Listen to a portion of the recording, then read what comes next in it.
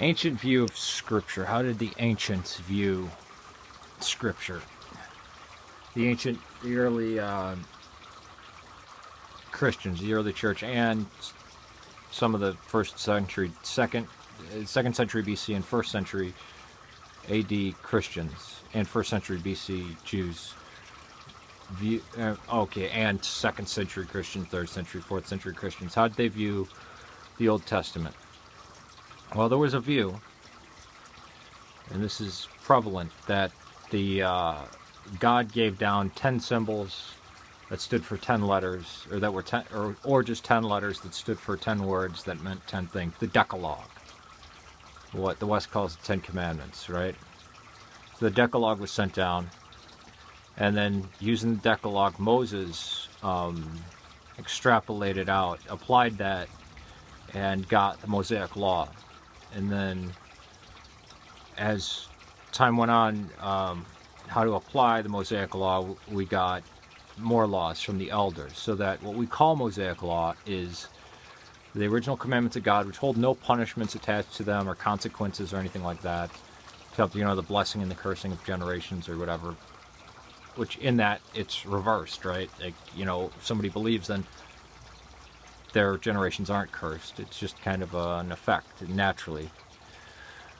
But then you have the Mosaic, you have what Moses then used, how Moses applied the Decalogue, and then how the elders applied the Decalogue and the law of Moses, right? And you can even see this in what, as Christ said, he said, Moses has said this, or it has been, you have heard an eye for an eye, but I tell you this. Because quite literally, the Mosaic, what we call the Mosaic Law, isn't carved in stone, wasn't carved in stone. It's not the Decalogue.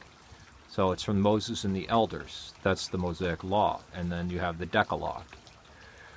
The whole idea of, we have to hold to all the commandments in the Pentateuch, that we have to hold all the laws in the Pentateuch, or what people call the first 5 books of Moses, or the Torah, which Torah can mean multiple things. There's no temple or tabernacle or ark to use, right? So you couldn't hold up those. And not to mention, if you look at Paul in the book Galatians or Romans, the law is a bad thing, right? In Corinthians, the people knew about God, and then the law came and veiled it, just like the law of Moses veiled the 10 Commandments. It's a curse. It's called a curse continually. And that it darkens the minds and the hearts of men. And Christ is the one that liberates us from that, because we don't adhere to it anymore. We are going back to the clarity, even beyond the Decalogue.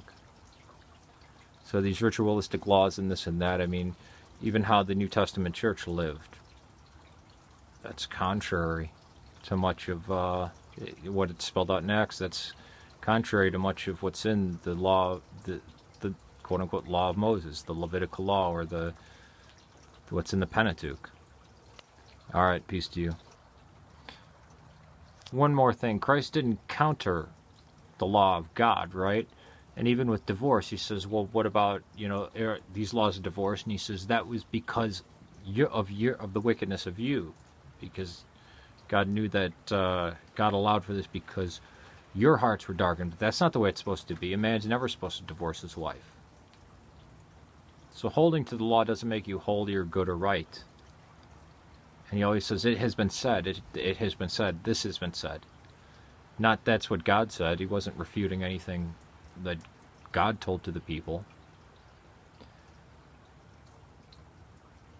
And it's written in such a way. I'll go through what the Israelites believed versus what the Jews believed. I've already gone through that with A-text, APG, or JP, E, and D. I have the most expansive work on YouTube when it deals with documentary hypothesis. All right, peace to you.